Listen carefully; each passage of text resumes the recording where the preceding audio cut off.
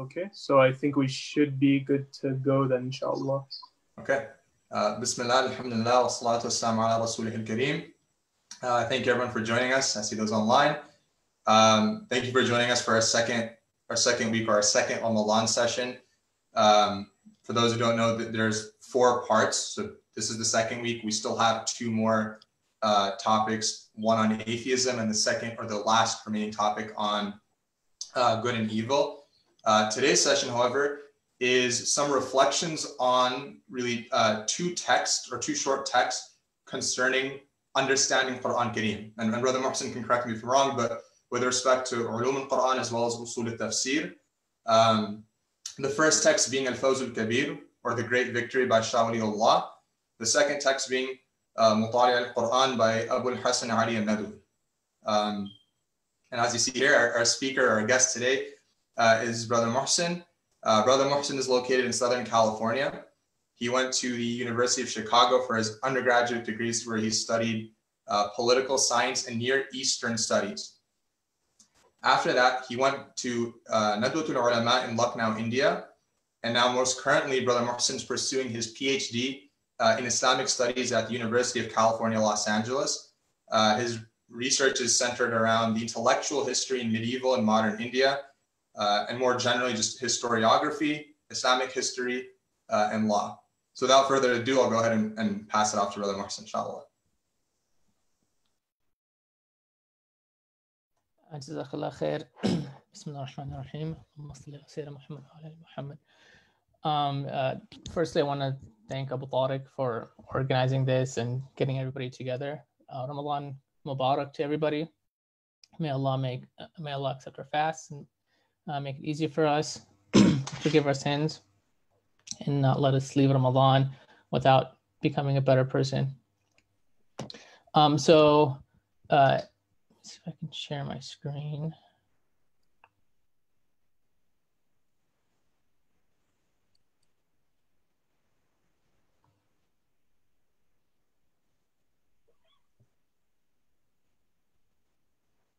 Okay. Is the screen sharing working? Can you see under my? Yeah. No, it's good. HD outside role. Okay. Thanks.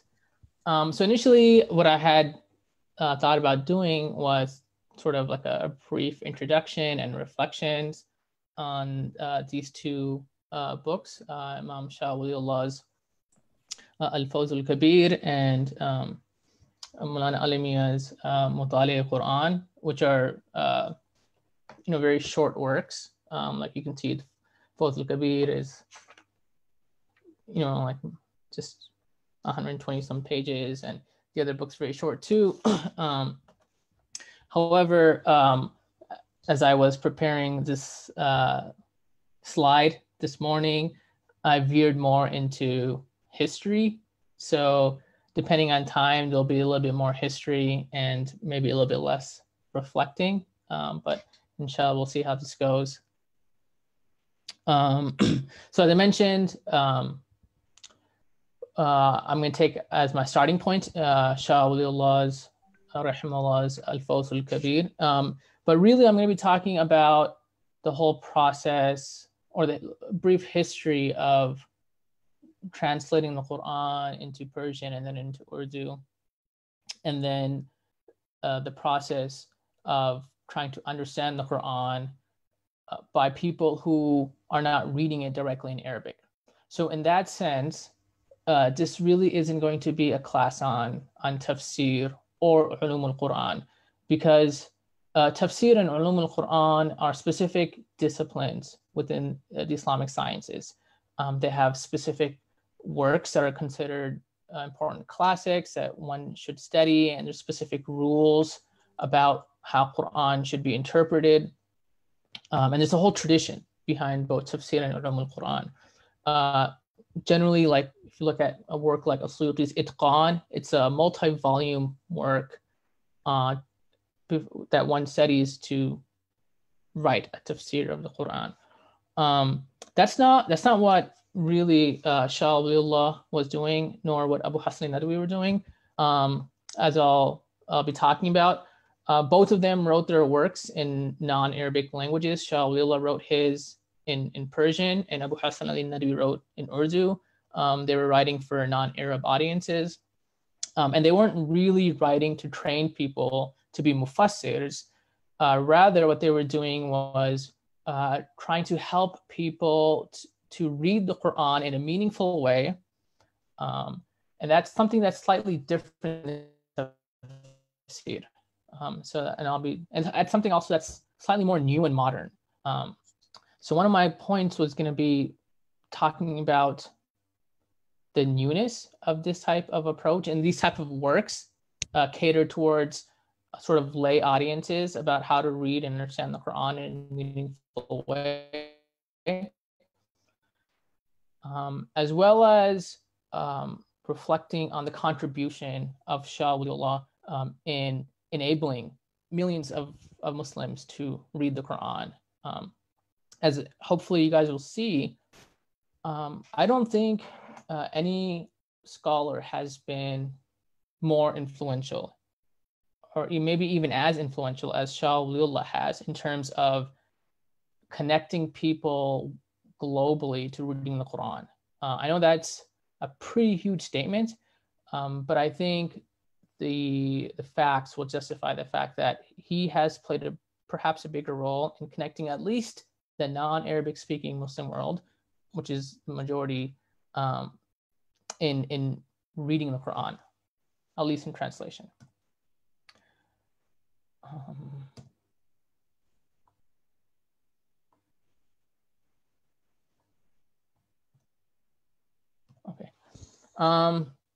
Okay, so just outlining a few objectives as I begin. First, to introduce influential Persian and Urdu translations of the Quran. Showcase intellectual vibrancy of a period often thought of as experiencing decline. I think this is important to point out. So this period, so Shah Wali Allah, he died, as you can see in the screen, in 1762. So really, a lot of times when people think about quote unquote Islamic history, they think, okay, like 1700s, Ottoman Empire is in declining, the Mughal Empire is declining, sort of the Muslim world is in decline. And I feel that that type of top-down political view of history leaves out a lot of what was actually going on.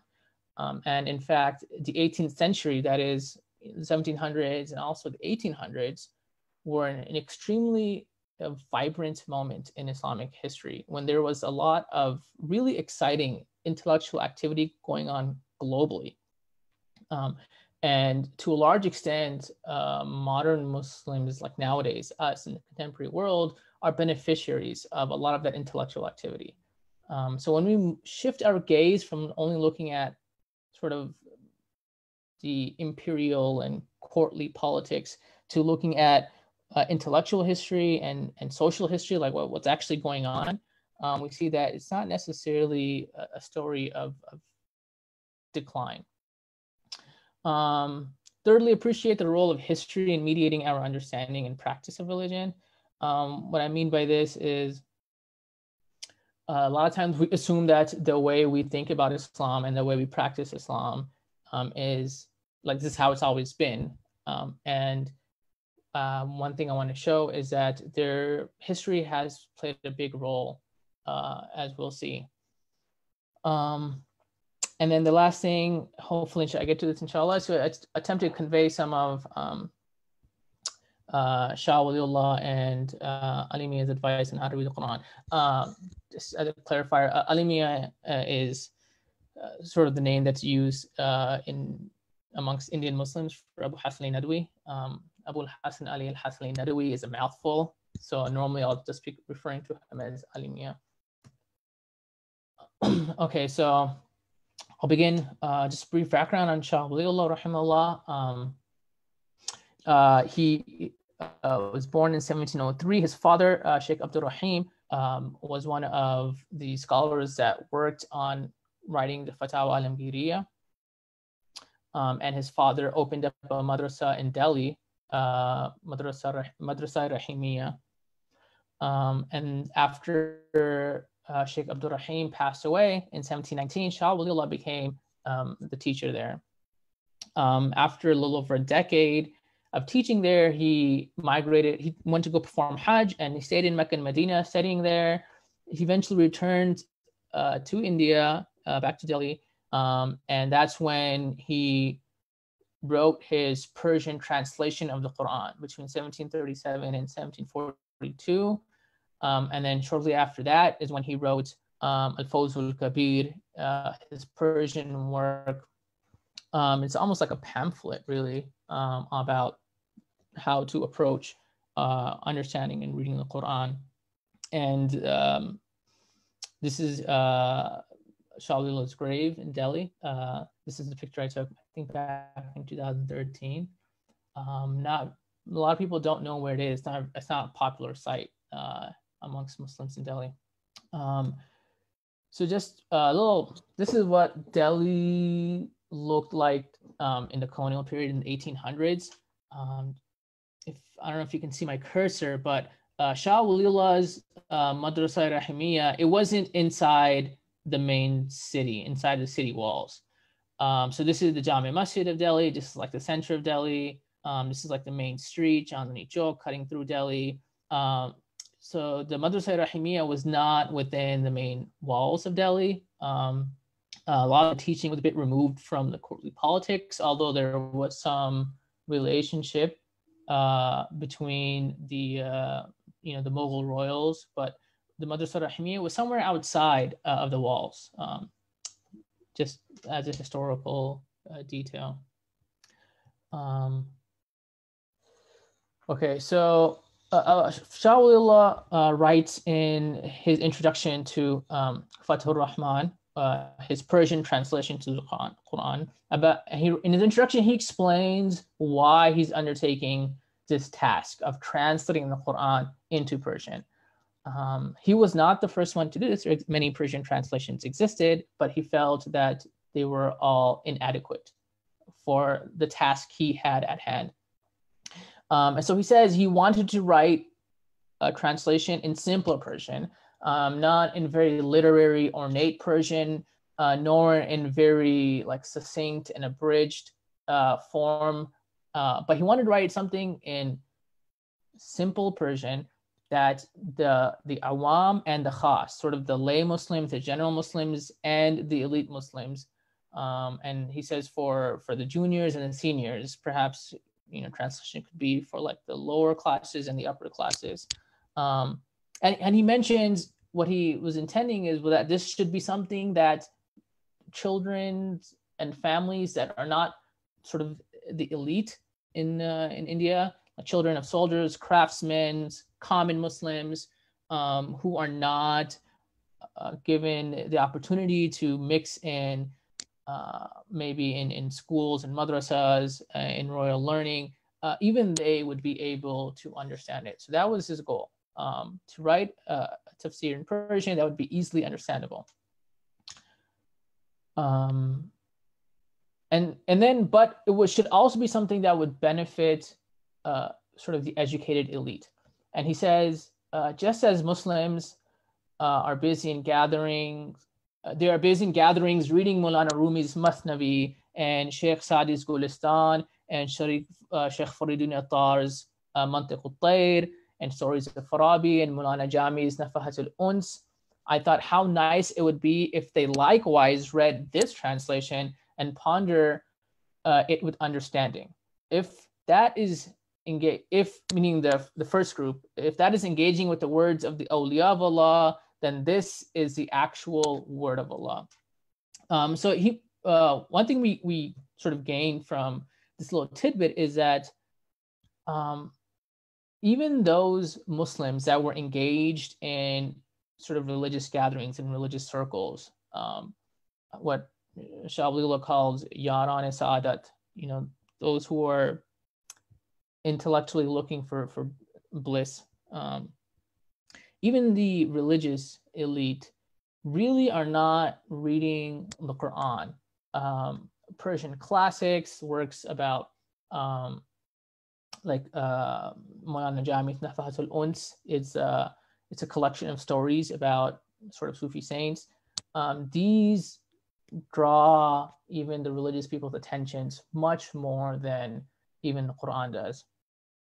It's also worth pointing out that what we know about the traditional madrasa syllabus at this time in India, what's usually referred to as the Dars-e-Nizami, although that term is not always clear.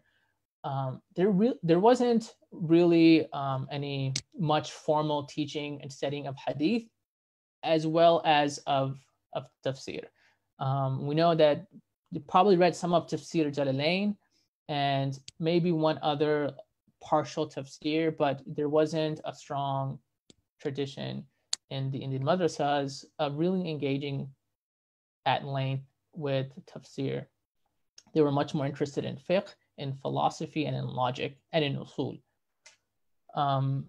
And as you can see from Shawli's list, also in classic Persian and Sufi works. So he says he wants to write something that would also draw people's attention towards studying the Quran. It's also important to keep in mind a wider perspective.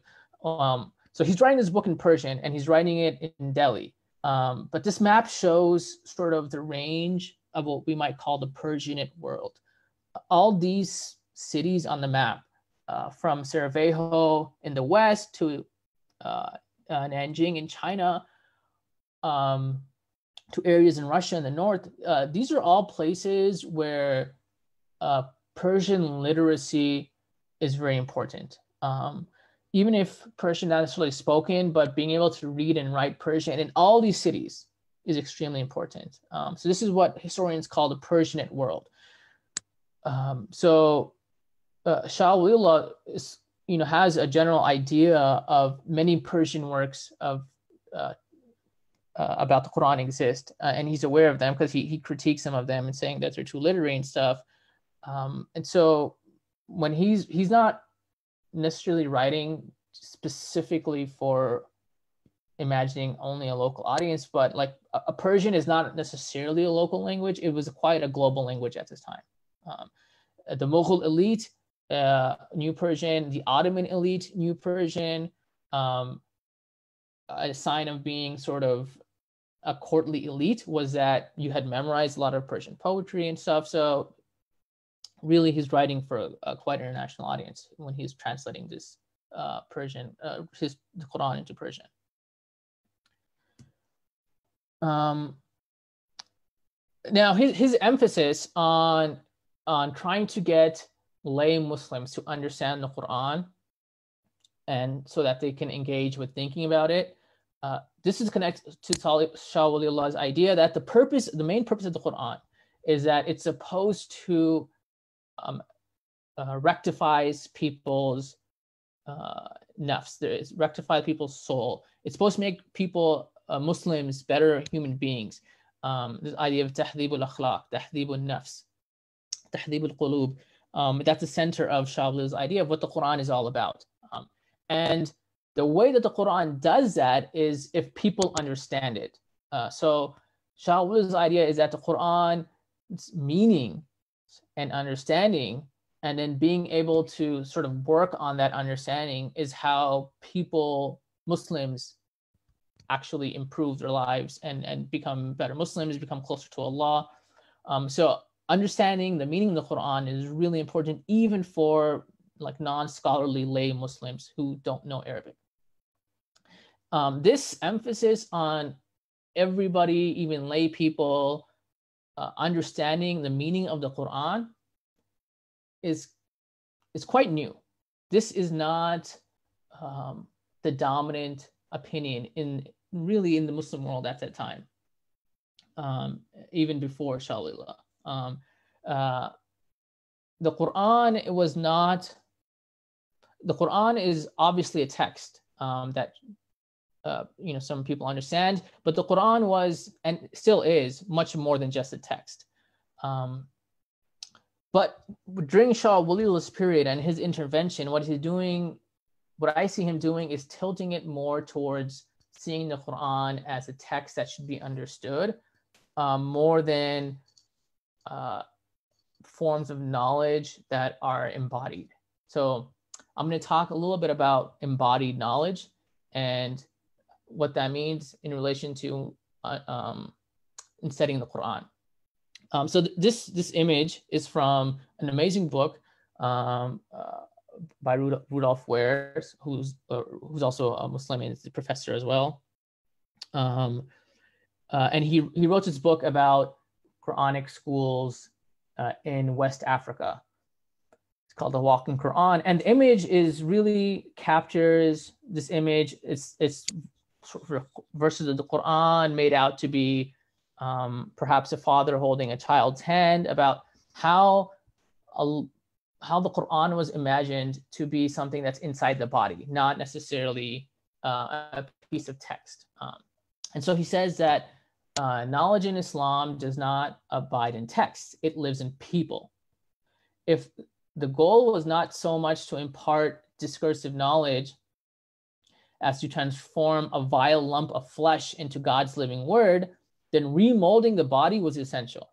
The usual Arabic noun for one who has memorized the Quran is hafiz, which communicates a sense of carrying the book within the self. The hafiz is the guardian, protector, and keeper of the word of God. This sense of physical porterage that is implicit in hifz is explicit in haml, carrying. In other words, used to refer to bearing the Quran in classical texts. Those who internalize the Quran carry and safeguard the revelation inside their very being. And the way, what he's addressing is this history in West Africa, this tradition of people memorizing the Quran. They go to these schools, but they don't necessarily learn the translated meaning of the Quran at these schools. The emphasis is on memorizing the words. But in addition to memorizing the words, they also have to learn the proper behavior of their bodies. They have to learn the proper ways of sitting, of reciting, of memorizing, of how to behave with one's teachers, how to behave with other students. They have to experience like even physical disciplining. So the whole point is that historically, knowledge of the Quran meant something that you feel with your body, not something that you sort of understand in your mind. Knowledge of the Quran was, that's what I mean by embodied experience, that involved your whole body. And his point about carriers of the Quran, Hamalat al-Quran, it reminded me of Imam Nawawi's book that's quite popular. Let me see. And there's an excellent translation available by Sheikh Musa Ferber for anyone who's interested. His At-Tibyan fi Adab Hamalat al-Quran, sort of the clarification of the etiquettes for Quran carriers. And Quran carriers are people who study the Quran, people who memorize it. But they're not like necessarily students of the Quran, but something that they carry within them. And most of the book, almost all of it, is about what the person studying the Quran should be doing with their bodies and with their minds. It's not really about how to study the Quran.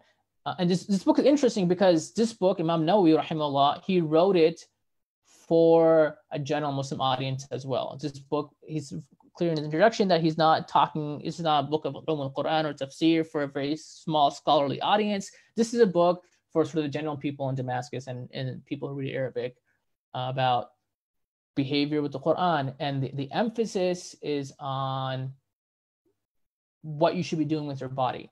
It's one small section where he does talk about understanding the Quran. It's really about the dangers of people trying to explain the Quran when they're not scholars. So he says, just because you know Arabic doesn't mean you can explain the Quran. And if you haven't spent the years studying to be a scholar, you should restrict yourself to just narrating what you have heard from authoritative sources. Beyond that, you should not be trying to explain the Quran. And that's like a couple of pages. The rest of the book is really geared towards how students of the Quran, memorize the Quran, should be disciplining their bodies and their minds in a bunch of different ways. When he does talk about what's better between reading the Quran from memory and reading from the Mus'haf, he says reciting the Quran from the Mus'haf is better because reciting from memory is better than reciting from memory, since looking in the Mus'haf is a kind of worship one seeks, for it combines recitation and looking. This is what some of our Shafi'i companions, he mentions the sources, and he goes on to list some more sources.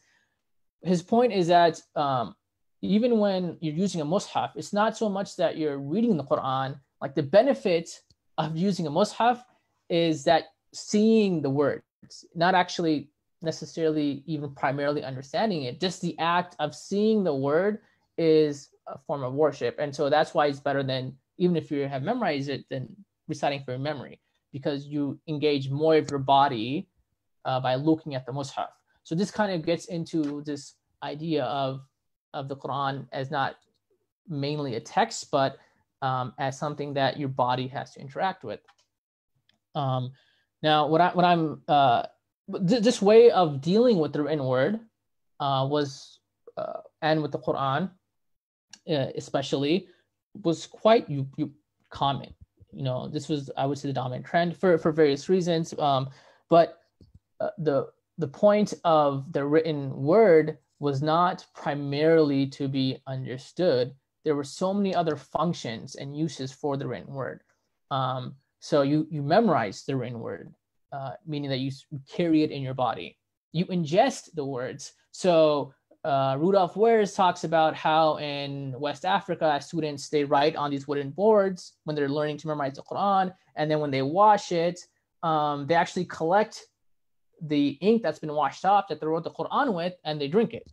They literally put the words of the Quran, what they imagine to be in their body.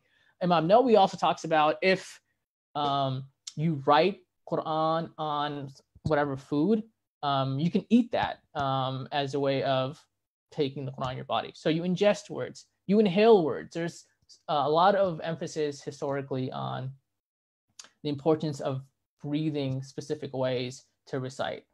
You inscribe through visualization, which is what Imam Nawawi is talking about. Looking at the words, it's a way that you imagine it, you're writing the words of the Quran in your organs by looking at it. You wear words for protection, the ta'weez and amulets. So on the top right here, this is actually the entire Quran is written very, very microscopically.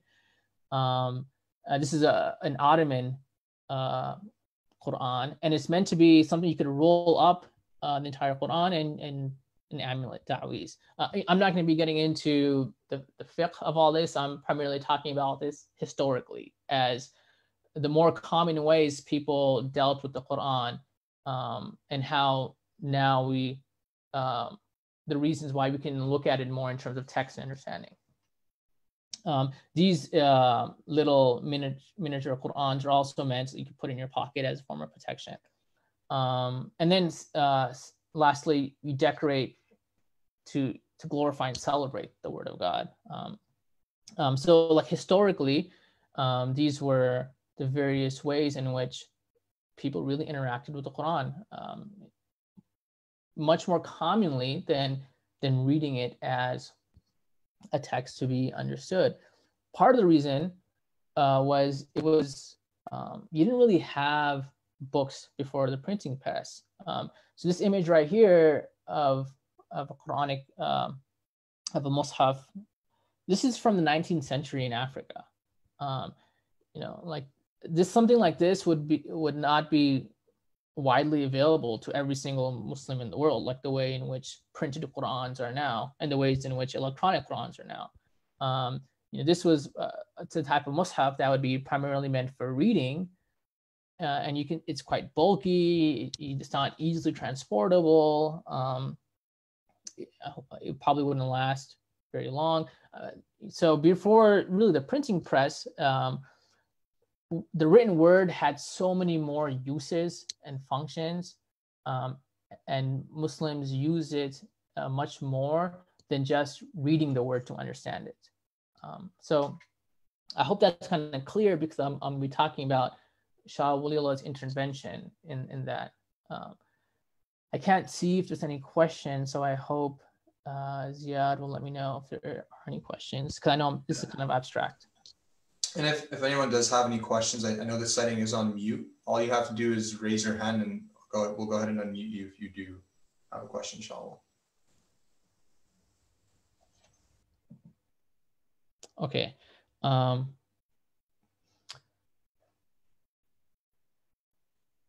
So this period of time, 1700s, 1700s, 1800s, what historians call the early modern period,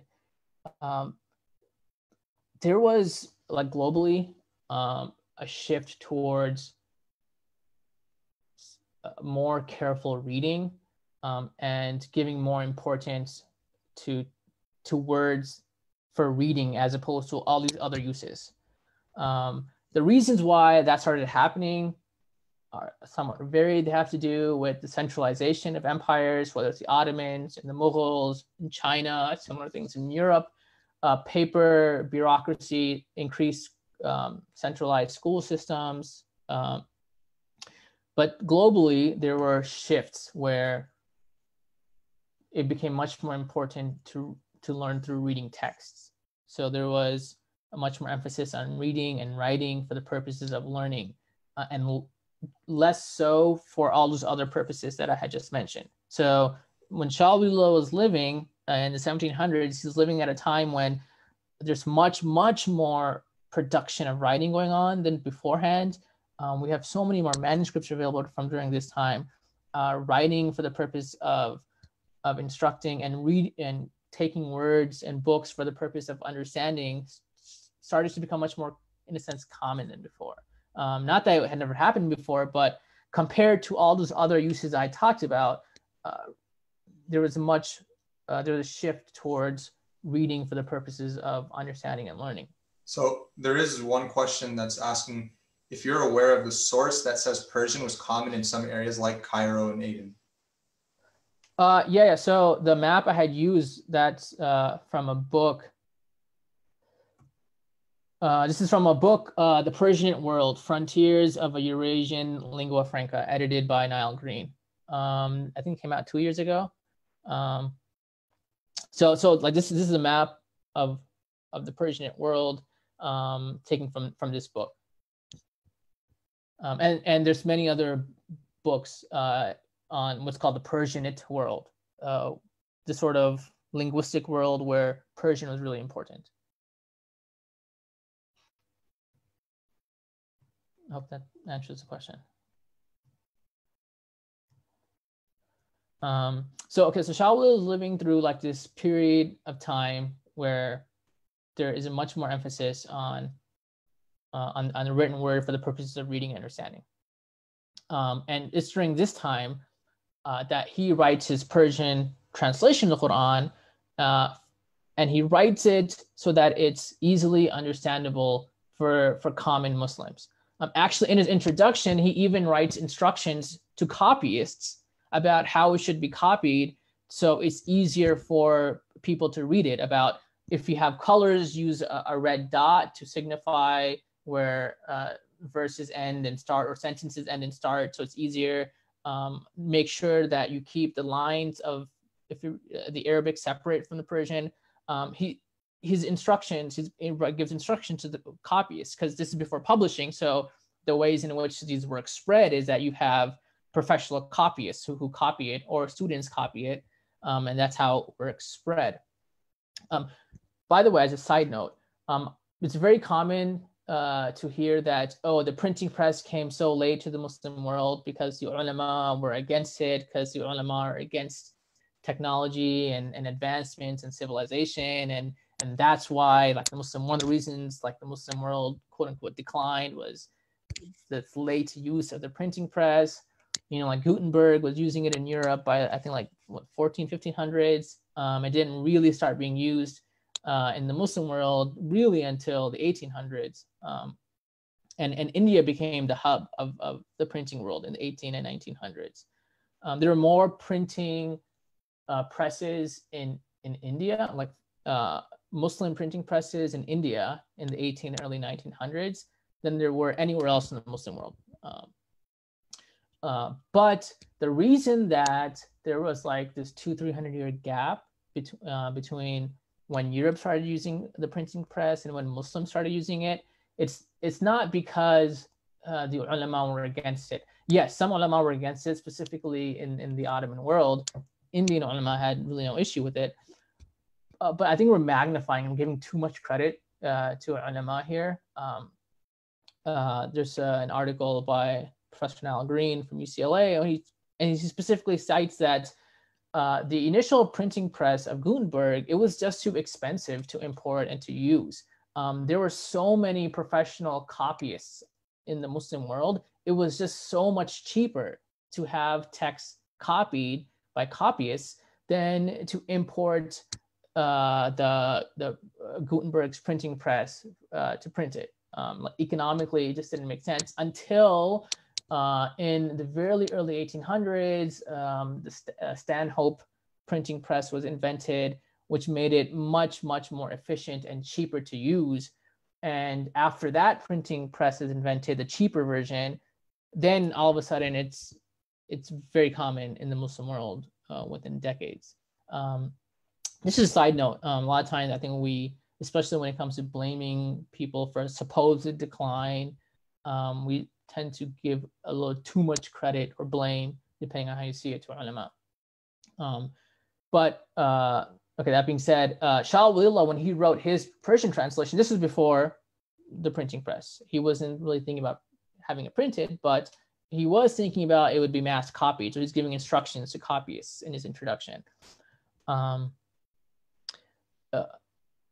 His children sort of continue this legacy of trying to sort of the outreach towards lay common Muslims and connecting them to the Quran.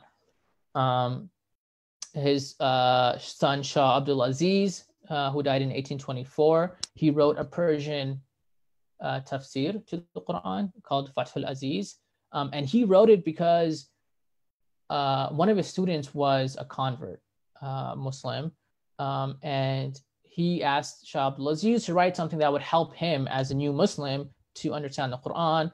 And so he wrote this work in Persian, a language that would be very easily understood to people in India. In addition, he also, Shah Abdul Aziz, held weekly public lectures on the Quran that the sources describe as drawing like thousands of Muslims in Delhi to them. So they were quite popular. But in addition to Shah Abdul Aziz, who I'll really be focusing on, Shah Abdul Qadir, another one of Shah Wali Allah's son, who died earlier. He died in 1814, but he used Shah Wali Allah's Persian translation to write an idiomatic Urdu translation. So he completed his Urdu translation in 1790. And it was published in 1829. So by 1829, India had the printing press. Cities like Kolkata, Mumbai, Lucknow, Kanpur, Delhi, people were printing. So Shah Abdul Qadir's work was printed very early, 1829. This first translation of the Quran into Urdu. It's called in Urdu, it's called Muzihul Quran. Another one of Shah Wali Allah's sons, Shah Rafiuddin, is often attributed as having also written a more literal Urdu translation. However, there's some doubt to whether he wrote that more literal Urdu translation or somebody else. But I'm not going to be getting into the details of that. But I will be focusing on this Urdu idiomatic translation of the Quran. By these pictures are some more of the family of Waliullah's graves in Delhi. So the first one is Shah Abdul Aziz's grave on the top right, and then on the bottom, it's the rest of his children and his family. Okay, so this is an early printed edition of the Urdu translation of the Quran, and I wanted to spend a little bit of time looking at it. So this one was printed in Delhi in 1868. This one actually has 3 translations in it. So it has the Arabic, which is clear. Then right underneath the Arabic, it has Shah Wali Allah's Persian translation. Then underneath the Persian translation is a more literal Urdu translation. And then Shah Abdul Qadir's translation is actually on the side, in the margins here. And when I say that Shah Abdul Qadir wrote a more idiomatic Urdu translation, This is where it's important to keep in mind just what he was doing in terms of getting lay people to understand the Quran. There wasn't really Urdu prose literature at this time. People who were literate and wrote prose wrote in Persian. There had started in the 1700s some Urdu poetry, but nobody was writing books or essays or pamphlets, risalas in Urdu. You didn't really have an Urdu prose tradition yet. Urdu prose develops in the 1800s, especially the late 1800s. So when Shah Abdul Qadir in 17, when he made his initial translation in 1790, he wasn't writing for an audience that was very literary. He was writing in a language that was commonly spoken but not written in. It was not a literary language, it was a spoken language. It'd be very similar. It's a bit of a hyperbole, but it'd be very similar if today someone wanted to do an English translation of the Quran and they did like an Ebonics, an African-American vernacular translation of the Quran. Yes, it's commonly heard, especially, rap is a type of poetry, but no one writes books or essays or articles in Ebonics, even though it's much more commonly spoken, like slang English is much more common than formal English in terms of how people speak. That's what Shah Abdul Qadir was doing with his idiomatic Urdu translation. He translated in a very spoken vernacular language, which shows the emphasis on, during this period, of really connecting the Quran with very, very common lay people who don't have strong literary backgrounds. And this was kind of new. Like historically, the Quran, even though it had been translated in some languages, it was translating in ways to show its literary qualities. Shah Abdul Qadir is emphasizing the meaning over sort of any literary qualities. So just a few examples about what Shah Abdul Qadir is doing. I know this is like in Persian and Urdu, but I'll just a very few examples from the Surah Al-Fatiha. So in the very first verse of Surah Al-Fatiha, when they're translating Alhamdulillahi Rabbil Alameen, so Shah Wali Allah for Rabbil Alameen uses the Persian word for Lord, for God, Parvardigare Alim Ha. So Parvardigar, the Lord, the God of the Alameen. The more literal Urdu translation uses the same Persian word, Parvardigar, and uses Alimun as well. What Shah Abdul Qadir does, instead of using this very, very Persian word for God and the Arabic word alim, he translates Rabbul Alameen as Sahib Sare Jahan, sort of the Lord of the entire world. It's a very simple expression. It's not Parvardigar, not this very Persian word. It's much more simpler form of saying, Sahib is, you can use Sahib for an owner of a house. It's very similar to Arabic in ways that you wouldn't use Parvardigar, because it really connotes God's power and creation. But this is, Sahib Sare Jahan is something that people would be more familiar with than the more literary translations there. And just a few other examples. So for Maliki Yawm ad-Din, Shah Wali Allah in his Persian translation, translate as the day of judgment as Ruz-e-Jaza, the day of recompense. The Urdu uses the word jaza for deen, so din-e-jaza. Shah Abdul Qadir chooses instead to say Malik-e-Insaf, given. Makkah, meaning like the king of the day of the king's justice. So it's much more simpler expression.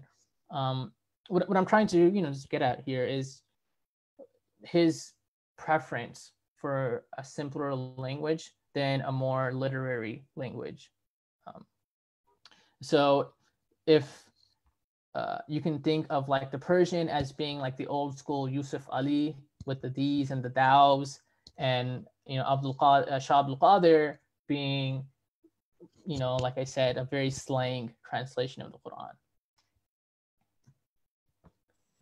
There's a question here. Did this format of translation, i.e. multiple translations of the Arabic on the same page, help facilitate literacy in the more formal Urdu or even Persian, I think, language? So Shah Wali Allah in his introduction mentions that at times he purposely tries to choose like Persian words that come from Arabic that correspond with the Arabic Quran to help people better understand, see the connections between the Persian and the Arabic words. Although sometimes he's unable to do that because it's not clear. So Shah Wali Allah is trying to use more the Arabic loanwords in Persian to make it easier for people who know Persian to recognize some of the Arabic words. Shah Abdul Qadir it's really not doing that at all. I don't know if that helps answer the question. Printing in general, like in societies, increased literacy. The increase in literacy and also the standardization in languages is something that you only get with print, like with being able to print in letters and in forms of languages that everybody will understand. That leads to standardized languages. If you look at like English works, even from a couple centuries ago, like Chaucer, like that's like almost a whole different language. The more, even Shakespeare is very different. And the spellings are very different in different works until print becomes much more ubiquitous. That's when we get more standardized English, and this is when Urdu develops more in standardized forms as well, and that's related to literacy as well. Of course, not everybody agrees with this approach to relate to the Quran. That every person, Khalid, Mahmoud, and Ahmad should be able to pick up a translation of the Quran and read it. This was a very novel intervention by Shah Wali Allah and by his children. And it became even worse when Shah Wali Allah's grandson, Shah Ismail, wrote a very small work, Taqwiyatul Iman, in very simple Urdu. And then this started to get printed because by this time in the early 1800s, things were getting printed, and Shah Ismail is going around touring India, and his printed works are spreading. And basically, Shah Ismail is saying you can understand like basic verses of the Quran, you can understand even basic hadith in Urdu, like any Muslim can do that. And that becomes an extremely, extremely controversial position to take at this time, because like we said, that had not been the dominant, dare I say, the traditional opinion for much of Islamic history, not just in India, but in other parts of the Muslim world as well.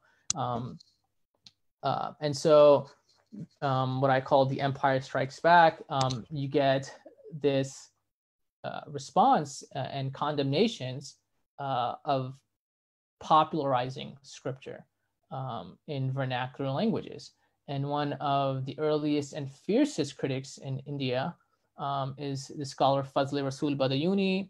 Fazl Rasul Badayuni was one of the main teachers of Ahmad Raza Khan Brelvi, the founder of the Brelvi sect in India, which is one of the largest, groups of Muslims, like Sunni groups of Muslims in India and Pakistan. So Fazl Rasul Badayuni was his teacher.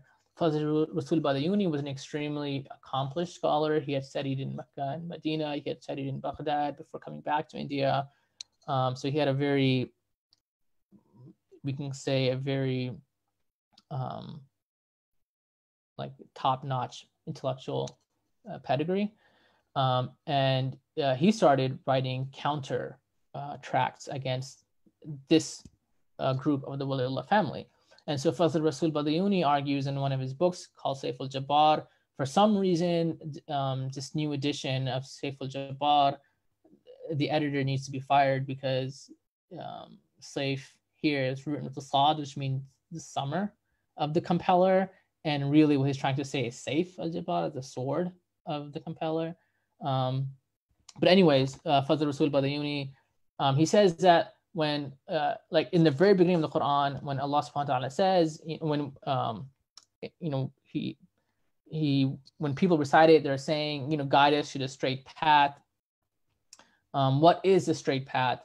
And Fazl Rasul Badayuni argues that the straight path, as mentioned in Quran, Surah 4, verse 69, is the path of those who obey God and messengers, are those whom Allah has blessed. The prophets, the anbiya, the siddiqeen, the shuhada, the salihin, and excellent they are as companions. So Fadl Rasul Badayuni says that the Sirat al-Mustaqim is not following like the text, the Quran or the Hadith. Sirat al-Mustaqim is following prophets, and then he interprets the siddiqeen and the shuhada and salihin as the awliya and the scholars. So if you really want to be on the straight path, you have to follow those people who know the straight path, those people who are qualified and expert enough to interpret the scripture. Not everyone should be allowed to do this. And he specifically says, like, look, even scholars disagree about interpreting the Quran. Even extremely accomplished scholars became Mu'tazili. So how can we then, if scholars can't even sometimes, quote unquote, get their act together, how can people like Shah Ismail and Shah Abdul Qadir and Shah Wali Allah trust lay Muslims with the Quran and even the Hadith? Like, that's extremely irresponsible. Not only is it responsible, but Fadl Rasul Badayuni says that you open the door towards interpretive anarchy, which is kufr. And so Fadl Rasul Badayuni says that Shah Ismail and those who think like him from the Shah Wali Allah family are in fact kuffar, and he does takfir of all of them for this effort. Nonetheless, he was sort of, Fadl Rasul Badayuni is sort of going against changing winds. And the Shah Abdul Qadir's Urdu translation, Muzi al-Quran, becomes extremely popular in India, especially because it's one of the first Urdu works published ever. Like in terms of just Urdu literature, secular, religious, anything, it's one of the first published, one of the first Urdu literature that's published. On top of that, as people are now, as you're getting more people are reading with the printing press, you're getting more reading publics. Shah Abdul Qadir was the first one to put his product out there. So his translation of the Quran becomes the most popular in India. It becomes so popular that then British missionaries start using his Urdu translation to translate the Quran into English. And so then it becomes an important influence on later English translations of the Quran as well. Here's one early example of a missionary translation of the Quran from 1844. This was first published by Thomas Patrick Hughes, and who's a missionary evangelical. And Hughes relied on Shah Abdul Qadir's Muzi al-Quran. And then there were multiple editions of this English translation, actually. And it was important influence on other later English translators such as Abdullah Yusuf Ali, who were also in the Indian milieu in the early 1900s when they're translating. So Shah Abdul Qadir's Urdu translation becomes important influence in a sense on early English translations of the Quran as well. Not only that, but Mahmud Hasan, Mulana Mahmud Hasan, one of the earliest teachers at Deoband, he was also an anti-colonial activist. He was imprisoned in Malta for a number of years between 1915 and 1920, during that time, he decided to update the Mudhi al-Quran because almost over a century had passed since Shah Abdul Qadir had wrote it, and the idiomatic Urdu of the late 1700s, early 1800s was not the Urdu that people were speaking in the early 1900s. So he decides to sort of update some of the vocabulary. Shah Abdul Qadir had used a lot of Sanskrit terms that were just no longer being used, especially amongst sort of the Muslim Urdu public in India. So he updates it, and one of his students, Mulana Shabir Ahmed Uthmani, also adds some more notes to it. And this is what's known now as the Tafsir Usmani, which is a very popular and common Urdu translation of the Quran. But not only that, then this Mahmud Hassan's Urdu translation is then translated back into Persian. It's commissioned by the King of Afghanistan in 1940, King Zahir Shah. He tells a team of ulama in Afghanistan to translate it into the Urdu, back into Persian, because Persian is spoken in Afghanistan. And this is called Tafsir Kabuli. And it's kind of hard to see, but it says Asdid Gaye Ahl Sunnat. Like this is this is the translation for the Ahl Sunnat, for the Sunni Muslims. And this is an important translation of the Quran amongst Persians, especially in Central Asia and Afghanistan. So we see that it sort of takes on new life in different languages. Not only that, but then in 1993, when Saudi Arabia decided to publish a bunch of translations of the Quran, they took Mahmud Hassan's updated version of Shah Abdul Qadir's Mudhi al-Quran and published it worldwide. And this is a very, very common translation that's found in many masajid and many homes. And it ultimately goes back to Shah Abdul Qadir, who based his on Shah Wali Allah. So that's why when I started off as saying, given just in terms of the population of, Urdu-speaking Muslims worldwide, and you throw in Central Asian, Persian-speaking people, just the huge impact Shah Wali Allah's translation has had is immense. But, the influence doesn't end there. Really, just before we move to the next point, there is a two-part question regarding a specific trend you mentioned. Okay. It is said that Sufism was the primary way that lay people experienced Islam in the pre-modern era. Was this translation done in response to this particular phenomenon to revive Islam? And I guess the second part question is, did this lead to more conflict and disarray with this commercialization of piety? Okay. So first, the Sufi question. Shah Wali Allah himself was a Sufi, especially Naqshbandi tradition. And so like when he's earlier on, when I had his introduction, so when he's talking about, even religious Muslims and scholars spend more time reading like these Sufi works, he's not critical of these works per se. He recognizes Mulana Rumi and Sheikh Sa'di, Faridun al-Attar, Mulana Jami as legitimate scholarly sort of authorities in piety. He's just critical of the undue attention in comparison to the Quran. So a lot of times Shah Wali Allah is interpreted as kind of a Salafi, especially in maybe certain Saudi editions or of his works, but he's very much in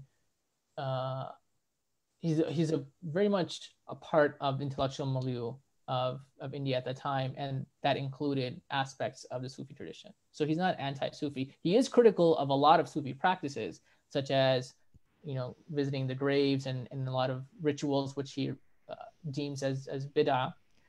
He's very critical of taqleed, but he's not throwing out the entire Sufi tradition wholesale. In fact, I think a lot of his emphasis on writing for a lay Muslim audience comes from a piety where the whole point of knowledge is to love Allah's creation, And so he mentions in his introduction to his Persian translation that this translation is done out of love for Allah's creation. He uses the word shafqat wa muhabbat, I think.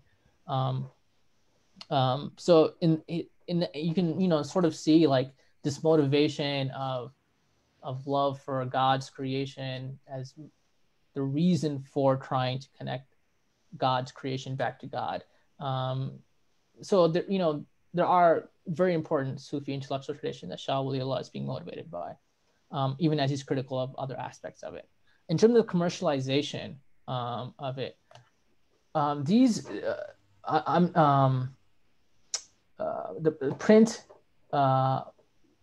I'm not sure, whether the early people publishing this were making money. So the early people publishing Shah Abdul Qadir's and the Shah Wali Allah's books were followers of the Waliullah, support of the Waliullah family, and they were sort of continuing this, like printing this makes it easier to access. So I'm not sure if it was necessarily commercialized that early on. I don't know if that answered the question. Yeah, and I'll read it one more time to make sure I'm understanding it. Like, did this lead to more conflict and disarray with this commercialization of piety? I'm not sure if the question means literally commercialization or... Well, I mean, it definitely led to conflict in the sense that, a lot of people did not like the idea of making scripture so accessible to people with really no education. This was a very controversial move, and so that led to controversy. So it did generate controversy for the sort of the old guard who did not like the scripture-centric approach. And so in that sense, yes, it did lead to controversy, and it continues to do so. So in addition to Shah Wali Allah translating the Quran into Persian, he wrote a very small book in Persian as well about how to interpret the Quran, his Al-Fawz al-Kabir. It was initially written in Persian. It's commonly available in different Arabic translations. Actually, it was very hard for me to find the Persian. I'm very thankful to my friend Suhaib Beg, who gave me this early Persian printed edition that he found in the Ottoman archives in Istanbul, because I was unable to find a Persian edition myself. However, I had mainly studied this book in the Arabic edition that was translated by Maulana Salman al-Husseini. This sort of blue one. But I think looking at a few of the words used in the Persian edition shows some of the more subtle approaches that Shah Wali Allah was taking. But just as a way of introduction, Shah Wali Allah writes in his introduction to Al-Fawz al-Kabir that he wrote it, it was written to help friends and students understand the Quran. And he mentioned that very few tafsirs are found in the present time, meaning he's saying that very few people actually take the time to study tafsirs. Talking about his contemporary North India, very few are even found.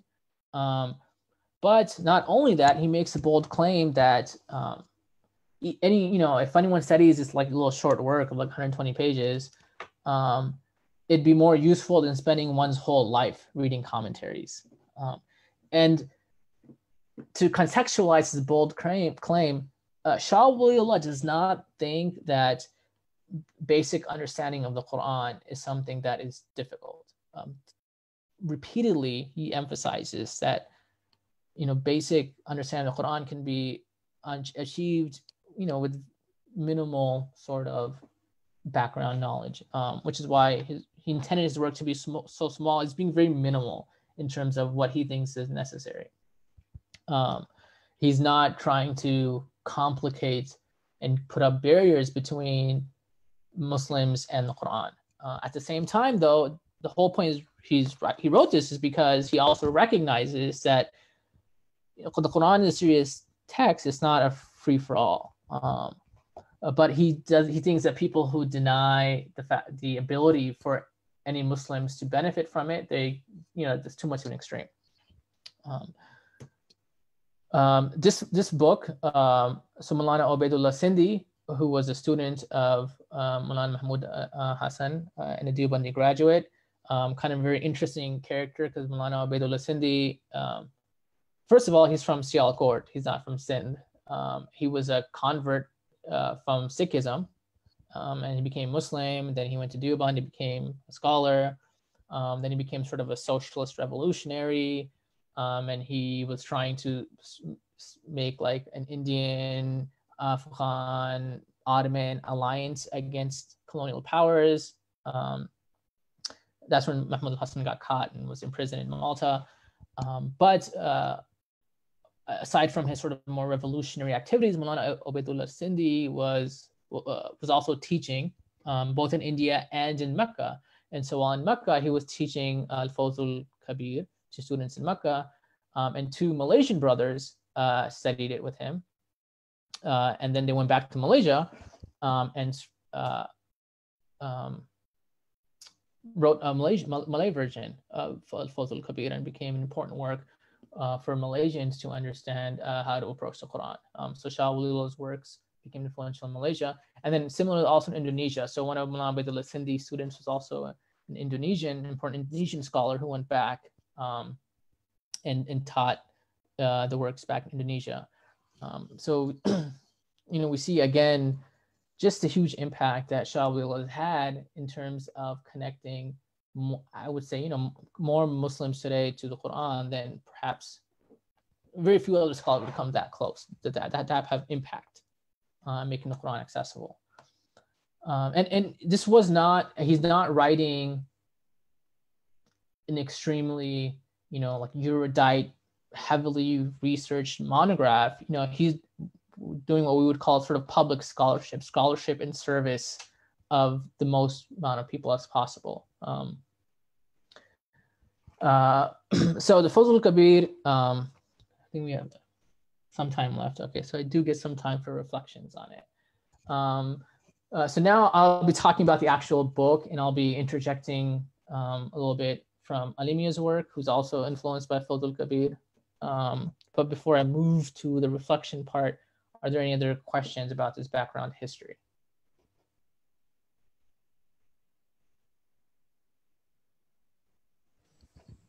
Anybody has a question, feel free to type it in, or if you want to speak it, feel free to raise your hand. Up there. Sindhi presented Islam to the guards of the Bolshevik Revolution. Yeah, he did travel to Bolshevik Russia. As a ruling system is the amendment to that comment. Okay, nothing to ignore here. So Shah Wali Allah says that this book, he's going to be dividing it into sort of 5 chapters, what he calls 5 types of knowledge that the Quran encompasses. So you just learn the background to these 5 types of knowledge, and you should be sort of good to go when it comes to understanding the Quran. Even though the book is titled Al-Fawzul Kabir fi Usul Tafsir, both in the content and by the size, I think it's clear that he doesn't actually think that you can just become a mufassir, by just studying 120 pages. But what I think he's doing, and I think we'll see this, is that this basic knowledge will allow people in general to benefit from the Quran and read it in a meaningful way. So like I said, he said that this will be 5 chapters covering the 5 types of knowledge that the Quran encompasses. Their chapters are divided evenly. He spends a lot more time on disputation than on any other chapter. But yeah, so 5 types of knowledge is the first part of the book, and then he gets into reasons for ambiguity in some of the verses.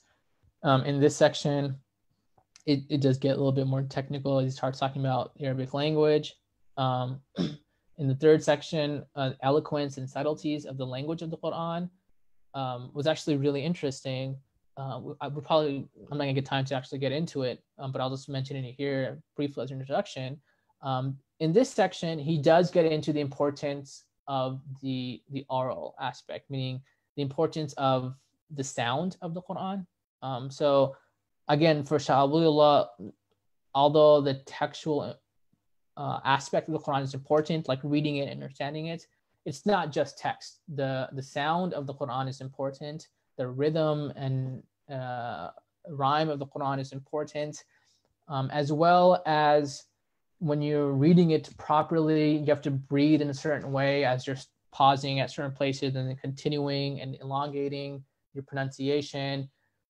So you have to regulate even your breathing in a certain way. And for Shah Wali Allah, all of that is important to appreciating the eloquence and subtleties of the Quran. The sound, the rhythm, the breathing, all of it is connected to the Quran. So even as he is translating it and making it more accessible, he does include, and this is like, it's not a long section. I mean, the 5 types is the biggest section, but he does include the fact that the Quran in Arabic nonetheless has its own special status, and a translation is a translation. It doesn't capture all of the Quran, but it's still nonetheless an extremely helpful tool. That translation is. And when he's talking about the rhythms of the Quran, we see that he knows a lot. He has a lot of exposure to music theory, both Persian, Greek, and Arabic prosody. So like Arabic poetry and the rules of Arabic poetry, but also like Sanskritic music theory, like what a rag is. And he gets into, because he's writing to an audience that would be familiar with a lot of, especially if you're in the courts or you're in the royal settings, music is common. In a lot of these madrasas in India, like philosophical books on music theory, music was, a branch of philosophy. And so it was commonly studied. It seems like Shah Wali Allah clearly had a lot of exposure, because he draws on it to show how the Quran is more universal. The sound of the Quran is more universal than any one cultural, musical product. He mentions how different cultures come up with like sort of different rules for music and poetry, because they have different aesthetic sensibilities. And one of the reasons the Quran does not stick to the rules of Arabic poetry is because if it did so, then it would not have been as appealing to non-Arabs. But the Quran was meant to be universal. So even in its rhythm and its rhyme and in its sound, for Shah Wali Allah is evidence of its universality. For Shah Wali Allah, the fact that people all over the world appreciate the Quran and it doesn't conform to any one cultural constructions of poetry and music, but nonetheless, people still find the rhythms and the sound appealing. People can still sort of expect how a verse will end, even if they don't know Arabic, but because they expect, okay, now there'll be a certain sound that will be coming up. So the Quran generates certain expectations of sound as well. So even though it's very brief, it's really, really interesting, just because we don't really think about, a scholar will be bringing in music theory to talk about the Quran. But Shah Wali Allah is bringing in many different strands of intellectual thought together. So after that, he talks about the reasons for the differences among the companions, the tabi'een. We call it funun tafsir. Here, I feel like he is heavily drawing or influenced by Ibn Taymiyyah's work, his muqaddamah for tafsir. It seems like a very distillation of it. And then the last section, the explanation of some of the difficult words, the ghara'ib of the Quran, if I remember correctly, that was written in Arabic because it's more technical. So we see he wrote the first 4 in Persian and then he switches to Arabic. So it seems like now he's addressing a more advanced audience that could understand that in Arabic. But I'm going to start off with talking about the 5 types of knowledge that the Quran encompasses. And for Shah Wali Allah, every single verse of the Quran can be categorized into one of these 5 categories. A verse of the Quran is either deals with ahkam, or it deals with disputations with different non-Muslim communities, or a verse is reminding the reader or the listener of the favors of God, or the verse is giving examples of what happened to past communities, or the verse deals with eschatology. So for Shah Wali Allah, every single verse in the Quran falls into one of these 5 categories. And only these 5 categories. These are very broad categories. So what you'll see, what he's doing in this book is really simplifying a lot of things. If you have an understanding of what these 5 categories are, you can start, in a sense, understanding the Quran by sort of categorizing it into its right place.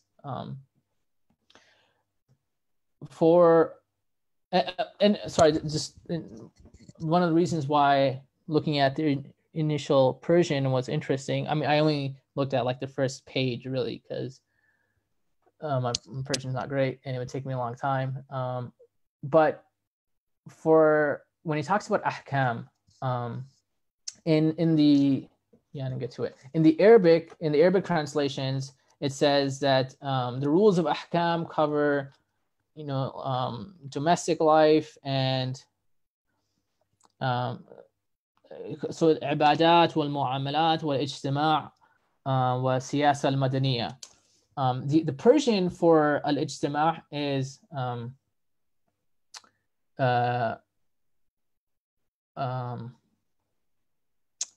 تدبير المنزل, and the Persian for siyasa, for politics, I believe it's like تدبير المدينة. And basically, he's using words that are very common in the philosophical tradition.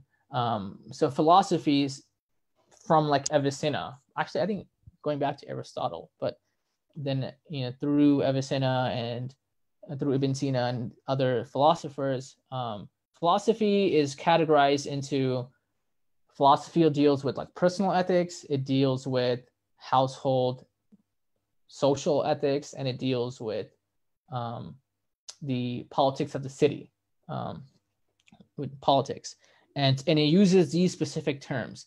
And when Shah Wali Allah is talking about what the ayat of ahkam cover, he uses specifically those terms in the Persian, in the original Persian. He uses specific terms that are very clearly marking that fact that he's saying the stuff that philosophy claims to cover, the ethics that philosophy claims to cover, these are the issues that the ayat of the Quran cover. So I think it's another way that he is, he's putting it himself in dialogue with people who would know this philosophical tradition. He's using very specific words in that sense. But like I said, much of the section is concerns with the polytheists. Concerns the different misguided communities. And he says the Quran is sort of disputes 4 misguided communities: polytheists, mushrikeen, Jews, the Christians, and the hypocrites. And his takeaway from all these sections, he goes into the details about the ways in which the Quran disputes with all these sections. But his main point is that the reason that these verses arguing against these other non-Muslim communities that are in the Quran is because all of the mistakes of all these previous communities, all the flaws and the critiques that Allah points at them, they're meant for Muslims to be self-reflective about. They're not specific to these non-Muslim communities. So in the criticisms of the polytheists, in the criticism of the Jews and the Christians, these are all criticisms that apply equally to Muslims. And the whole point of all these disputations is not to sort of go away from these and think, oh man, like these communities are so bad and so wrong. The whole point is for the reader to think about, do I fall into any of these pitfalls? Do I make any of the same mistakes that Allah is criticizing these communities and making? The whole point is to be self-reflective. And he repeatedly mentions this hadith of the Prophet, the Prophet said that you will surely follow the ways of those who have gone before you. So like these verses are meant for us to think about, like, am I doing these things? Do I have a habit of doing these things? And they're not really about, oh, those people are so bad and those people are bad for those reasons. Because for Shah Wali Allah, the whole point of the Quran is the fact that it should make you, by thinking about it, a better person, a better Muslim. And it should help you to remove bad habits and bad actions. And the only way that you can do that if you think about the Quran as communicating to you. So he emphasizes repeatedly the importance of self-reflection about these verses that deal with non-Muslim communities. There is a point here, a comment rather. I think this is a negative point in this work, meaning using Persian words to categorize rules addressed by Quran. He should have presented what Arabic terms mean in Persian or Urdu. So if you want to respond to that. I can see, what's being, the point that's being made. I think, even when we talk about, fiqh, we'll call it Islamic law, even though fiqh is much more encompassing, because it encompasses what's recommended, what's more moral, things that are not necessarily strictly legal. But because, we were part of an intellectual climate and culture, we use the word law. I think when Shah Wali, what he's trying to do is saying that, he's trying to show that, because his whole point is to promote more people reading the Quran in comparison to these other works that they seem to be more engaged with. And it seems like his whole point is that a lot of those topics are addressed better in the Quran, like ethics is much, you're going to get the true ethics for him is going to come from the Quran, not from the works of philosophers. I think that's his perspective, Allahu A'lam. And the comment, just to clarify, also adds, but the terms he used, as you mentioned, do not include all body of rules. No. So he mentioned other things like, ibadat and other stuff. But when he talks specifically, in addition to that, he mentions these specific terms. So just to clarify, so he says that ilm al-ahkam covers, it is like, so كالواجب والمندوب والمباح والمكروه والحرام سواء كانت من قسم العبادات أو المعاملات أو الاجتماع أو السياسة المدنية. That's the Arabic version. And this is just in the introduction as he's introducing it. But I think the Persian terms just sort of plug in his discussion into other intellectual traditions that he thinks Quran would do a better job at addressing.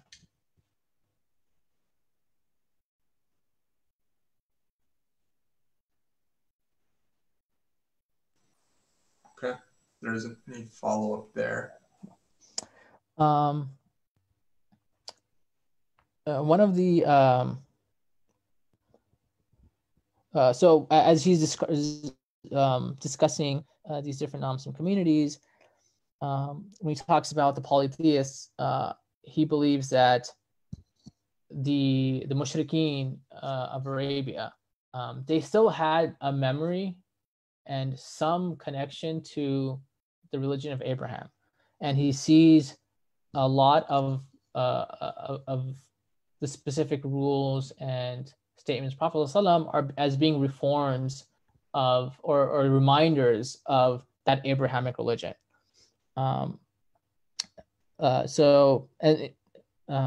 He says that a lot of the criticisms of the mushrikeen are the fact that they've abandoned this religion of Abraham, and instead, even though they have a memory of it, it's not like it's lost per se. It's just that they've decided to ignore it and instead have decided to take, their later ancestors as sources of authority. So that's like one of the main criticisms the Quran makes of the polytheists. And what they've done is that they've and he feels that a lot of Muslims, what he says in the edges of Darul Islam, maybe he means, I'm not totally sure what he means by the edges of Darul Islam, but he says they behave very similar to polytheists. And here he's very critical of certain Sufi practices. So he says they circle around tombs and graves and engage in shirk. And they do a lot of the activities that the polytheists were doing in the Arabian Peninsula.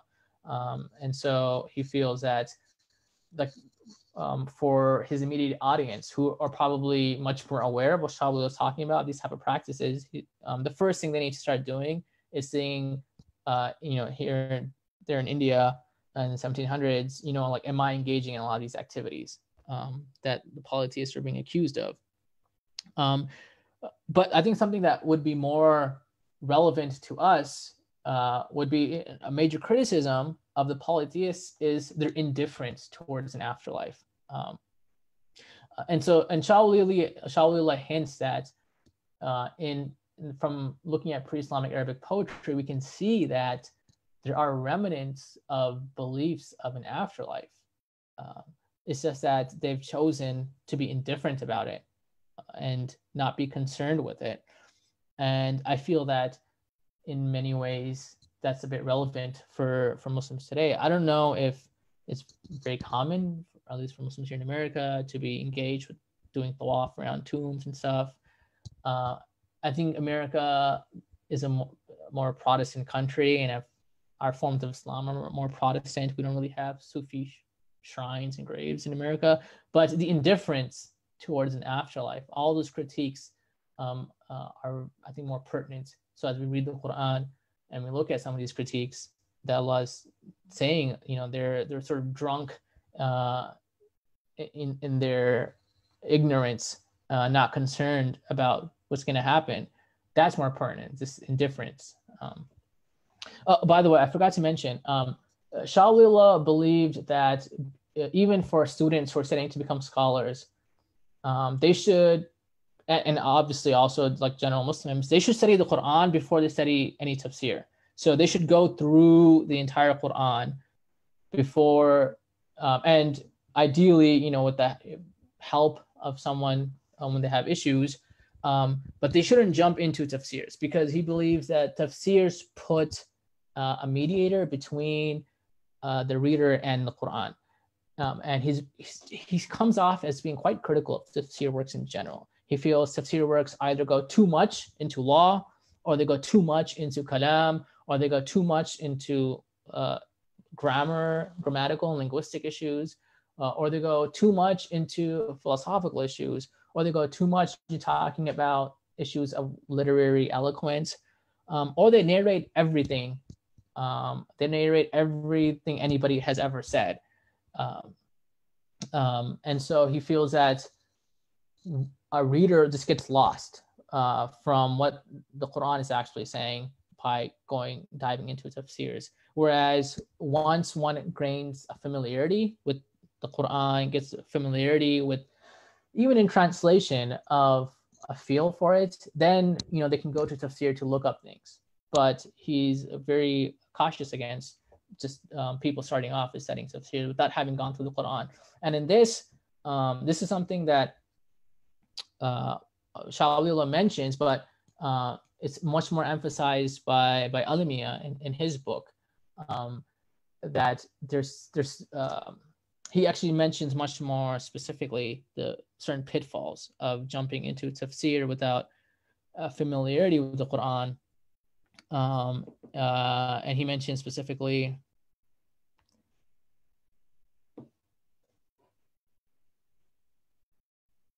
the possible pitfalls include that a tafsir work can influence readers thinking about what the Quran is saying when the Quran might not be saying that, or they might think that the style of the mufassir is the style of the Quran, or that they start thinking that the only way to understand the Quran is through what this mufassir is saying.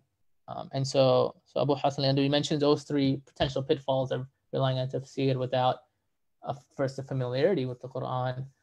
So that's something to be aware of. I don't think anyone is saying that tafsirs are bad, but I think they're just especially for non-scholarly audiences who want to read the importance of an initial relationship before diving into commentaries, something that Shah Wali Allah mentions, and Alimi actually emphasizes much more. So there's a question here. Did this attempt then encourage Muslims to be curious about learning Arabic, to actually understand it for themselves, or did it affect the quality of Muslims in terms of their Islamic personality? So it was definitely an impetus for a number of sort of like traditional madrasas in India to take more seriously learning Arabic language. Especially learning more during this period, especially in the late 1800s, you see in India a renewal at looking at earliest Arabic language, like the pre-Islamic Arabic poetry, early Islamic poetry, early, like Jahid, like there's this in the late 1800s, this upsurge, much more interest. Like, okay, like if we're going to understand the Quran, we need to understand what Arabic was like during that time period. And so there's much more, and then that it becomes a more part of a lot of the madrasas in South Asia. In addition, through increased globalization, many of them also feel the need to acquaint themselves with modern Arabic prose. And so like Abul Hasan al-Nadwi, a lot of his writings are in sort of modern Arabic because he felt that was also important to enhance communication between Muslims now. So learning sort of, very early classical Arabic was important, and then also learning modern standard Arabic was important for two very different reasons. But this is also when we get things like, when I first started learning how to read the Quran, just the pronunciation, just like this little book called the Nurani Qaida, like it's a very simple book to teach children how to read Arabic, but all that impetus is coming in reaction to this new emphasis on people reading and understanding the Quran. So yes, it has generated much more interest, not only in reading the Quran in Arabic pronunciation, but also in translation. And then there's another question here. What do you mean by modern and classical Arabic? Okay, so the way the Quran is written, like people, like an Arabic newspaper is not written in the same way that the Quran is written. So when I say like, modern Arabic is there's a lot of new words that are, used differently. Like Sayyara doesn't mean like a comet or a star or a planet, it means a car. So and there's also a lot of grammatical nuances that are no longer used now, but were used before. So the language is the style. There's a difference in style. I mean, it's still Arabic, but languages always change. Languages are like living organisms that, in their usage, they go through certain changes, which is normal. So in that sense, if you're going to write for a contemporary Arab audience, you should write in a way that would be much more effective at communicating, which means knowing modern usages and modern words. Yeah, and then the comment adds, Abul Hasan al-Nadwi's writing is in classical Arabic, and then the difference is just in the rasm or dictation. So it's in terms of usage, like when we say English, we don't use words like thous and these. The grammatical rules that govern when to use thou and thee are not even used anymore. We don't really have like a genitive anymore in English grammar. Like the English language usage has changed in that sense. So similar things happen with every language. So like classical Arabic is important to understand and read. But if you're going to be writing, usually you're going to have a much better effective communication if you're writing in a more contemporary style. It's a difference in styles. I don't know. I mean, I'm sure Abu Tariq can explain it much more. Abu Tariq made the comment. Oh, okay. Arabic grammar did not change. Maybe new words due to new discoveries. But like, there's more grammatical, like modern standard Arabic, the grammar rules are much more simple. There's a lot that's not used anymore. It's not that it's changed, but certain things are just not used as they were used before. If that makes sense. Like the grammar didn't change, but they're just used different. Not everything is used the same way we used to be. He's asking for an example.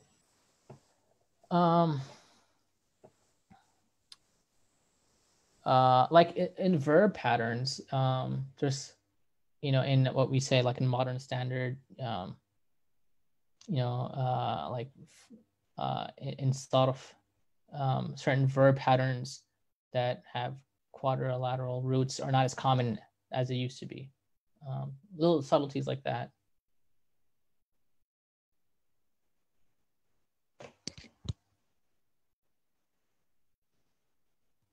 He specified his question of example to specific examples.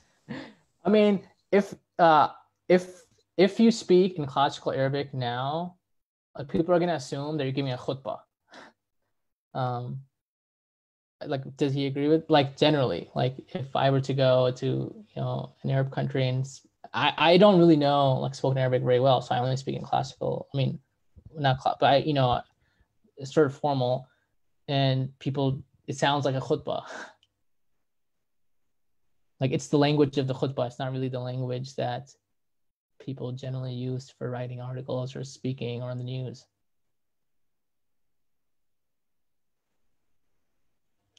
But I mean, I'm going to defer to Abu Tariq because obviously he knows more. And Abu Tariq, if it makes it easier, you also can unmute your mic if you do want to speak it. And he did add, Abul Hasan Nadwi did not write in colloquial. Okay. No, it's not colloquial, but so he spends a lot of, in his autobiography, talking about the effort to learn modern usages of words and modern styles of writing, like how to talk about rise and decline and countries and civilizations, and like these are sort of like modern concepts. And he spends time reading Arabic newspapers that he's getting, like Al-Manar and stuff, to get familiarized with, how are contemporary Arabs, what words are they using when they talk about civilization or culture or intellectual and social issues. And so he, in his autobiography, talks a lot about taking the time and asking people to sort of help improve, how he would talk about these modern issues. And I am going to mute him because he wants to speak through his point. So if you are welcome to speak, it should work now. Assalamu alaikum. Alaikum assalam. We have Arabic language before Islam, Sha'r al-Jahili, which is Arabic language, and Arabic language after Quran, which is Arabic language. So we just, now we have Arabic language. Within this language, there are some grammatical differences. Some schools, school of Basra, school of Kufa. So all of this is in Arabic. Now, what's difference in Quran is the rasm. How do you write the word salah? How do you write the word zakah? But Al-Quran Al-Kareem used the words in the meaning that had been introduced even before Islam. That's why Umar ibn Khattab suggested to the Sahaba to study their shi'r, their poetry in the days of Jahiliyyah, because he says, فيه تفسير كتابكم. In it, there is the tafsir for the Quran. Now, the modern Arabic, if we mean the colloquial, no, of course it's different. But the literature language that had been used in books and tafsir and writings of even Abul Hasan rahimahullah, or the writings of Shah Wali Allah al-Dahlawi in Arabic, all of this is classical. All of it is classical. Now, there are new words due to the new discovery. That's different. Classical does not mean that you have to keep using the very same sarf or the very same word. You can have synonyms, you can have homonyms, you can have metaphorical meaning. All of this is within the classical, within before Islam, within Quranic Arabic. and within the current quote unquote classical Arabic used. So there is no Quranic Arabic versus Arabic, actually. There is Arabic language. Every language has like different registers and stylistic nuances that change with cultures and. Yeah, but the style is different from one to one. Yeah, of course. The style, yeah, it depends on the one who writes or on the one who talks. But whether you use this style or that style, you know, you are Arabic. Now, when they started poetry, as an example, let me give you an example. The poetry in Arabic must have certain rhythms. Buhur al-Sha'r. You are familiar with this, most likely, right? Mm-hmm. Now, a new form of poetry is called al-Sha'r al-Mursal. That does not abide by the poetry rules. Most of modern scholars, Arabic language councils did not recognize it as poetry till now. If it doesn't have wazn and it doesn't have qafiya, if it doesn't have scale, if it doesn't have rhythm, it's not poetry. They didn't recognize it as a form of poetry at all, Sha'r al-Mursal. So there are certain rules. The progress can be on how to generate and how to Arabize new words, but not how to change the grammar or how to change the dictation or how to change the sarf, the forms of verbs. There are three forms that they cannot change: past, present, and future tense, or amr, actually, amr. So that was my point. So Abul Hasan Nadwi, I read, alhamdulillah, Rabbil Alameen, his book, some of his books. I didn't read all, but his writing is as classical as the writing of Imam Razi, or Fath al-Qadir, or Qurtubi, maybe more eloquent in certain portions. That was my point. Barakallah fikum jami'an. I mean, I'll defer to your, linguistic expertise. Okay. Jazakumullah khair. Just not too much time left. I just want to make a few more points. One has to do with Shah Wali Allah's critiques against Asbab al-Nuzul literature. So he feels that generally, and this he's kind of drawing on Ibn Taymiyyah as well, is that a lot of the Asbab al-Nuzul literature is not necessary to understand the Quran. And actually, sometimes it can hinder from the context of the Quran because so much is narrated about the context. Asbab al-Nuzul is the context of the revelation of verses, the occasions or the reasons. And a lot of times there's different reasons or context given. And so, I mean, Shah Wali Allah discusses the reason for the differences. A lot of times what they mean is a verse was revealed for this reason or that reason, with that it's applicable. But basically what he says is most of it is not necessary for understanding the Quran. And he mentions only specific occasions when the verse is talking about specific events, such as the Battle of Badr or Battle of Uhud, that are contemporary, you would need to be aware of. But aside from these few instances, one does not need to delve into a lot of the Asbab al-Nuzul to read the Quran meaningfully. And one of the reasons he's critical of it is that sometimes it makes it seem that the verse is meant for like specific reasons or causes. And he feels that a lot of these verses have general import, that the guidance that can be taken from it or the lessons to be drawn from it are general. And if you get lost in the weeds of going through the verse revealed at this occasion or that occasion or for this reason or for that reason, you might lose the overall lesson that the verse is trying to convey. Because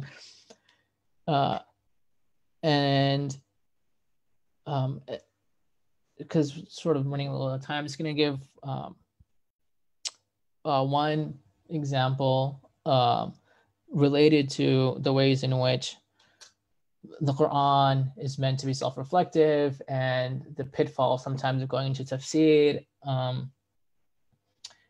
such as when Allah subhanahu wa ta'ala repeatedly in Surah Al-Baqarah and other verses as well talks about the Bani Israel, and he says, remember the favors that, God bestowed upon you.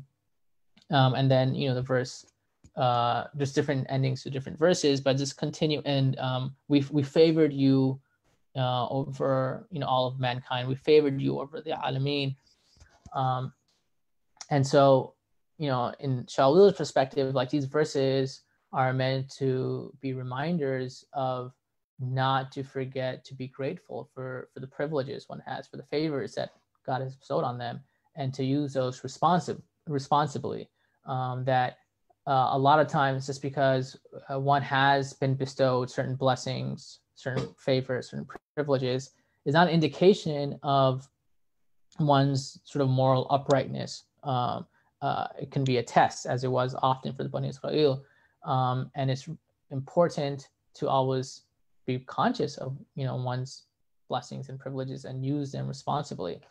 But additionally, when the verses say that we favored you over all of mankind, a lot of the tafsirs then get into discussions of, oh, wait, but what does that mean? Because Allah subhanahu wa ta'ala also says that about the Muslim ummah, that you're the best ummah that we have, made to come out. And then you get into lengthy discussions in some, not all, but in some tafsir books over who's really the better community and how these two different verses fit together. And the different reasons why, like, the Muslim community, the Muslim ummah is really superior one. And so in different ways, and we favored you over mankind, like the limited meanings they must have. And like in Shah Wali Allah's perspective, once you start going down that road, like you're removing those verses from the context in which they're speaking about. They're speaking about as reminders to reflect on favors. They're not speaking about, why you're as a community you might be better. Like the question about the Muslim ummah, it comes in a different context, and you'd have to look at the lessons in that context. So this is like one of the ways in which Shah Wali Allah would be, critical sort of delving into tafsir stuff.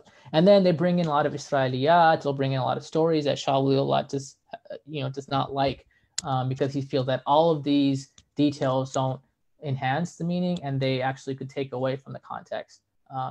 And the whole point should be to think about the different ways in which, if I am not being grateful for the bounties that Allah might have bestowed, if I'm not being thankful for the privileges, if I'm not using them in a way that's befitting. So the Bani Israel continuously criticized for a type of bigotry where they feel like they're the only chosen community and no one else is equal to them. So if we have blessings that make us feel in a similar vein of vanity, then we're behaving exactly like the Bani Israel. The question of, oh, but we're part of the Muslim ummah, so we're superior. Once you go down that line, as a lot of tafsirs do, you sort of miss out on the lesson perhaps one should be taking away.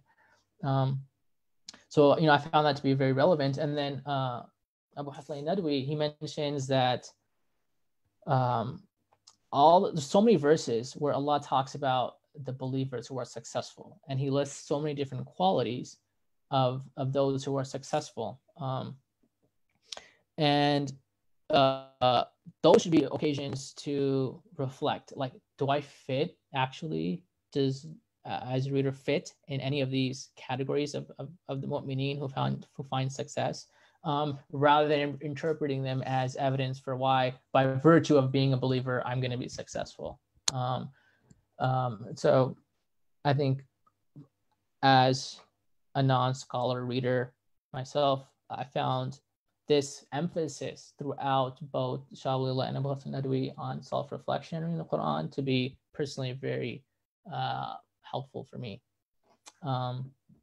So it's a little bit late, so I'm going to end with that. If there's any questions, I'll try to answer them.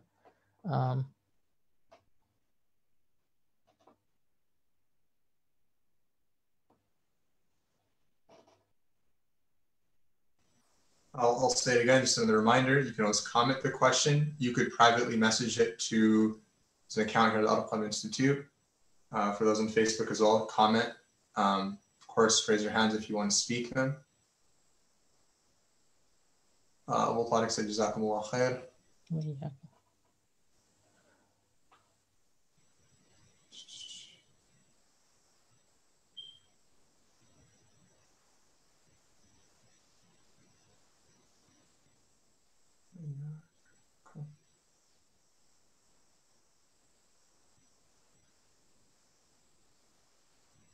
All right. What's next week's topic? We'll get to that at the conclusion. We're approaching, but just to make sure there are no questions first.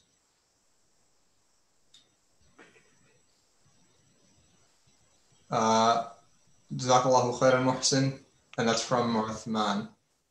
Presume Uthman Asfar. Okay. I mean, Jazakallah for everyone who attended, and inshallah we'll have some benefits. And inshallah we can connect more with the Quran. And also I think there's a level of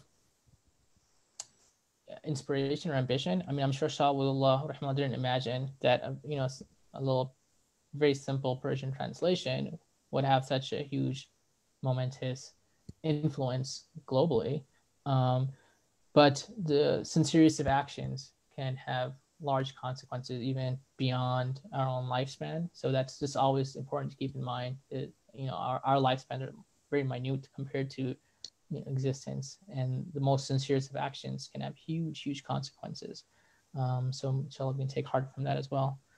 And with that, I'll conclude. Subhanakallahumma wa bihamdika nashhadu an la ilaha illa anta astaghfiruka wa atubu ilayk. Allahumma salli ala sayyidina Muhammad wa alihi wa sahbihi wa sallam. Okay, and then just before everyone hops off, we do have one more session next week on atheism. So either join again with the same Zoom link or join us on Facebook, inshallah. With that being said, assalamu alaikum. Barakallahu feekum.